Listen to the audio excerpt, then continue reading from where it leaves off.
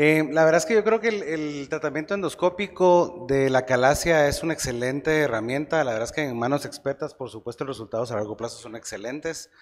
No estoy diciendo que la cirugía sea superior, pero digamos cuando la cirugía está indicada específicamente en pacientes con hernia hiatal, en pacientes con megaesófagos muy grandes, con recurrencia al tratamiento o que han sido dilatados previamente, donde el riesgo de POEM es muy alto, entonces la cirugía pues tiene un puntaje más alto, ¿verdad? Una importancia más alta.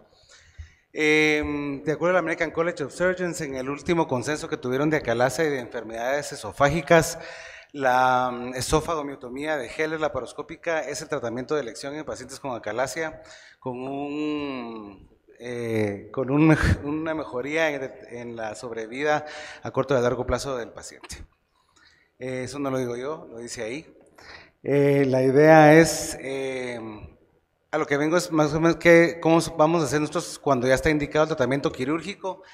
Y una de las ventajas en el cuales escogemos el tratamiento quirúrgico es porque le podemos hacer un procedimiento antirreflujo. Entonces, ¿hay que hacer un procedimiento antirreflujo? Por supuesto. Entonces, eso ya está bien discutido y bien probado. Está en todos estos, especialmente en el consenso de cirugía de enfermedades esofágicas del American College. Obviamente, en pacientes con esofagomiotomía de Heller sin funduplicatura y con funduplicatura la diferencia es abismal, específicamente a mediano y a largo plazo con respecto al reflujo. ¿Verdad? Entonces, lo discutido, hacer una Nissen 360, obviamente no. Entonces, porque vamos a dejar al paciente otra vez acalático, específicamente en pacientes que tienen o demasiado edema o pacientes que tienen un megaesófago o en pacientes que son la mayoría, un desorden esofágico intrínseco bastante severo, ¿verdad? Entonces, sí está discutido que Nissen definitivamente no. Entonces, la discusión será una funduplicatura anterior parcial, DOR, o una posterior parcial tipo tupé. Entonces, esta es nuestra discusión realmente, ¿verdad? Entonces, ¿qué dice la literatura? En estos casos hay un estudio, este es el metaanálisis más grande que hay en la literatura, son 1.174 pacientes de acalasia en 12 años, ¿sí? Son 3 estudios principales, uno europeo y 2 asiáticos, ¿sí? En los años 2012, 2014 y 2018, donde se evaluaron 3 cosas. La primera era la clínica, si el paciente tenía o no síntomas de reflujo posoperatorio, si tenía disfagia posoperatoria. Se les midió también una pHometría posoperatoria para poder tener datos objetivos de su resultado al tratamiento. Y específicamente se midió el porcentaje de pH menor a 4 y los números de episodios en 24 horas. Y se le hizo un score de Mister también. Y se le tomó en cuenta también complicaciones transoperatorias, específicamente el tiempo quirúrgico y si había o no una perforación iatrogénica para poderla comparar en tal sentido. Ustedes se dan cuenta, este es el más objetivo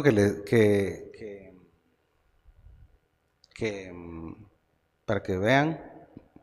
Realmente la diferencia entre tener una tupé o una DOR, realmente no hay diferencia mayor o por lo menos estadísticamente significativa. ¿Sí? Por lo menos en cuanto a algo objetivo completamente, ¿verdad? Entonces, a la tendencia significativa que es 1, realmente las dos son bien comparables en los 3 estudios, entonces realmente no hay diferencia en hacer una tupé o una DOR. Después hay un análisis de esta también contra tupé, contra DOR también, este es el estudio americano más grande que existe, y entonces aquí realmente ustedes pueden ver el seguimiento de esto es un poquito más completo porque entonces le dan un seguimiento a los 6 meses y un seguimiento al año, ¿sí? Entonces esto es un seguimiento que se dio subjetivo, entonces pueden ver ustedes ahí la escala de Ehrhardt que vamos a ver más adelante a qué se refiere más a la calidad de vida posoperatoria, pero ahorita estábamos viendo remisión, el fallo en el tratamiento quirúrgico, la calidad de vida, especialmente en reflujo en pacientes postoperatoria, ¿sí? Y todos los scores de reflujo gastroesofágico. Realmente, si ustedes se dan cuenta, la diferencia a 6 meses es no significativa y la diferencia en un año, la diferencia tampoco es significativa. Lo único que tiene significancia es en uno aquí, es el Heartburn Score, pero realmente es 0 en las dos, entonces no es significativa. Y en base a las estadificaciones o las comparaciones de los parámetros objetivos, que es más importante, pienso yo. Entonces aquí medimos, por ejemplo, la pHmetría de 24 horas con todos los scores de Mister abajo y los resultados de manometría a 6 meses y a un año, específicamente un año aquí. Entonces aquí vamos a ver en este caso la pHmetría posoperatoria y aquí la manometría posoperatoria. La única diferencia significativa en tal caso, ¿sí?, es la presión del esfínter esofágico inferior, ¿sí?, pero no la sintomatología. Entonces, en la manometría hay una mejor relajación vista en tupé que en DOR, ¿verdad? Entonces, si nos ponemos a pensar fisiológicamente cuál es la diferencia y cómo funciona una funduplicatura parcial, realmente es mecánica, ¿sí? Entonces, y realmente depende y está concluido, aunque no significativamente, que la verdad es que el que lo decide es el cirujano. Primero por la experiencia, porque va a tener mejor resultado si un cirujano tiene más experiencia en hacer una DOR o tiene más experiencia en hacer una tupé, ¿sí? Personalmente, no sé, traes una discusión más tarde, pero personalmente yo hago DOR, primero porque sí aprendí, segundo porque es la mayoría de las cirugías que hago, y tercero porque estoy aprovechando a poner un parche de cerosa sobre la miotomía que hice. Entonces cualquier fuga pequeña que no me dé cuenta en la endoscopía transoperatoria o transoperatoriamente, entonces va a quedar completamente cubierta con este parche. ¿Verdad? Entonces, esa es mi posición personal. Pero en pacientes que tienen más, en médicos, cirujanos que tienen más experiencia en hacer una tupé, pues su tendencia y su estadística va a ir más a eso, ¿verdad? En el quirófano siempre preparamos al paciente en técnica francesa con el cirujano en medio de las piernas. Siempre van a haber 5 trócares, la cámara central y un separador tipo Nathanson para elevar el lóbulo izquierdo del hígado. Le podemos dar play al video, por favor. Este video es cortesía de la doctora María René Arévalo, de Hospital de Día. Este es un caso nuestro de acalasia. Aquí vamos a ver que estamos disecando la unión gastroesofágica, liberando los ligamentos frenoesofágicos. Finalmente la disección lateral y medial de los pilares diafragmáticos y dejando expuesto completamente el esófago. Con eso una disección intramediastinal superior y lateral del esófago, ¿verdad? No tenemos que hacer una ventana retroesofágica porque no tenemos que movilizar el esófago en la mayoría de los casos. Iniciamos una miotomía desde el estómago, más o menos 2 centímetros distal a la unión gastroesofágica y 7 centímetros hacia el esófago. Yo personalmente utilizo bisturí armónico porque la dispersión calórica y de energía es mucho menor, entonces la lesión transoperatoria que también está aprobada es menor en este tipo de energía. No uso monopolar y también hemos usado bipolar en tal caso para disminuir la dispersión térmica y con eso disminuimos la incidencia de lesiones transoperatorias. Con eso nos extendemos por el plano submucoso. Finalmente hacemos disección a ojos vista de las fibras que puedan quedar remanentes. E importantísimo, hacer aprendido también, con esto duermo tranquilo en mi casa, hago una endoscopía transoperatora siempre, ¿verdad? Entonces con esto, con 3 objetivos. La primera es, como ustedes pueden ver ahí, transilumino para ver si tengo una fibra muscular residual que me puede hacer recurrencia en el tratamiento o fallo en el tratamiento. Segundo, el endoscopista está viendo cómo puedo, si tengo una lesión o no transoperatoria y si realmente pasó o no el endoscopio, a ver si tengo resuelto el problema también.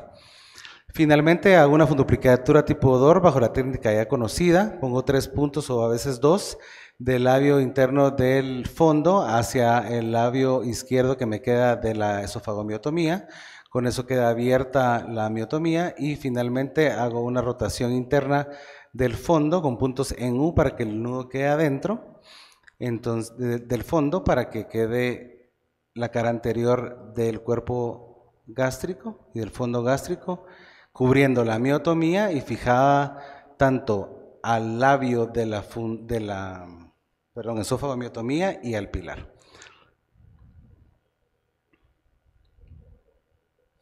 La clasificación de ECAR es importantísima para ver la calidad de vida posoperatoria del paciente. Está siendo utilizada para ver los seguimientos a largo plazo de esto.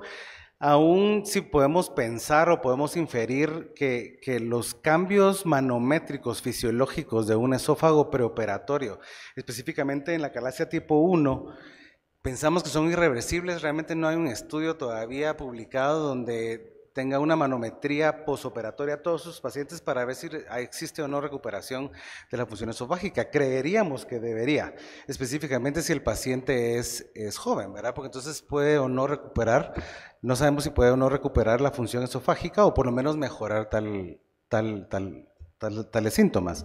Entonces no sabemos si realmente la diferencia es porque su esófago, que tiene mucho que ver el aclaramiento con el manejo del reflujo, tiene que ver con que recuperó una función o porque realmente hace una diferencia o no hacerle la funduplicatura, ¿verdad? Entonces realmente es algo discutible que podemos ver en tal sentido. Esta es la puntuación de Ehart que va a medir la pérdida de peso, disfagia postoperatoria, dolor retroesternal y regurgitación. Recordemos que el 70% de la gente post-Heller queda con reflujo y si hacemos una funduplicatura pues no disminuye mucho el número, pero sí controla mejor los síntomas en tal caso, ¿verdad? En cuanto a las complicaciones, la perforación de la mucosa a nivel del esófago o del estómago es la más común y la más temida. Lo mejor es poderla encontrar transoperatoria y poderla reparar transoperatoriamente. Si no podemos parar en sepsis abdominal o inclusive en mediastinitis completamente fatales para el paciente. Las lesiones indirectas por excesiva coagulación que involucran la mucosa, específicamente en cirujanos que utilizan cirugía monopolar. Si vamos a usar monopolar, que también es aceptado, yo creería que usaríamos tal vez un blend tipo corte más que coagulación, aunque sangre, ¿verdad? Porque creo que el riesgo de la dispersión térmica a largo plazo es peor. O sea, una lesión térmica en la mucosa no la vamos a ver inmediatamente, no la vamos a ver ni siquiera 24 horas cuando le hagamos el esofagograma al día siguiente. Entonces la vamos a poder ver hasta 72 horas y el paciente puede tener una complicación bastante severa y ya no podríamos repararla. Entonces yo creería, esa es la razón por la cual personalmente yo uso bisturí armónico, que no utiliza energía, sino que realmente es un calor por fricción y eso genera una dispersión térmica mucho menor.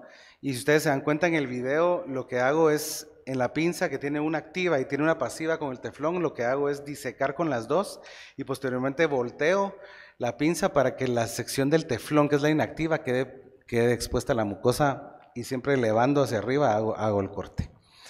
Las lesiones directas que yo me puedo dar cuenta, entonces son reparadas inmediatamente, me puedo dar cuenta yo desde la cirugía o se puede dar cuenta que me hace la endoscopía transoperatoria, que entonces ellos no solamente van a poder pasar a través de la unión esofágica que ya está abierta, entonces me dan una sensación de seguridad que pude hacer el procedimiento. 2, me van a decir si tengo una lesión o no por la prueba neumática y porque están viendo si hay una lesión en la mucosa. Y 3, porque entonces me van a transiluminar para ver estas fibras que puedan quedar en resultado.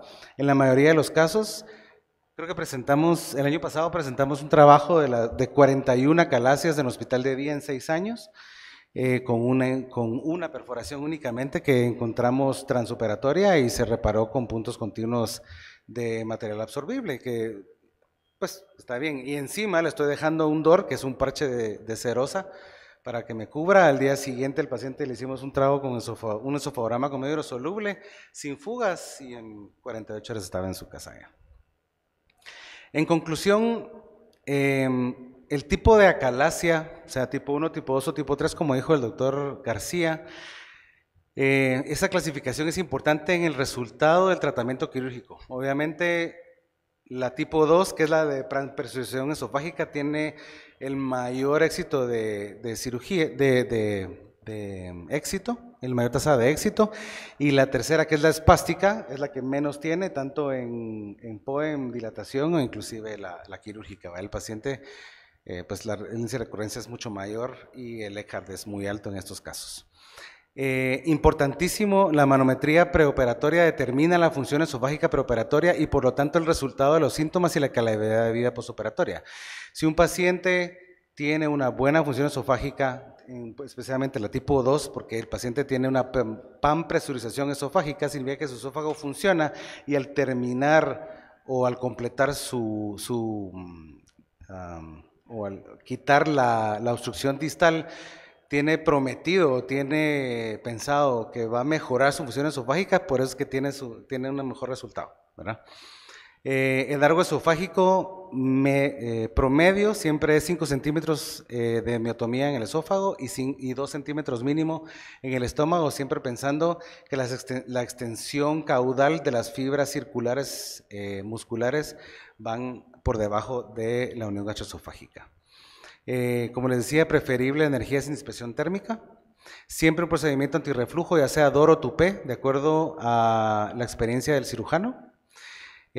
Yo siempre utilizo una endoscopía transoperatoria por las razones que les dije y por eso duermo mucho más tranquilo en mi casa.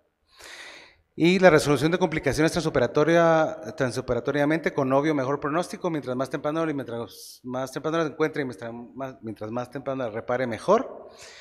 Y posteriormente al día siguiente les hago un esofagograma dinámico, una fluoroscopía, 1 para ver si ya liberé el pico de pájaro, 2 para asegurarme que ese pico de pájaro o esa estenosis resultante está abajo del diafragma y 3 para ver que no haya fugas.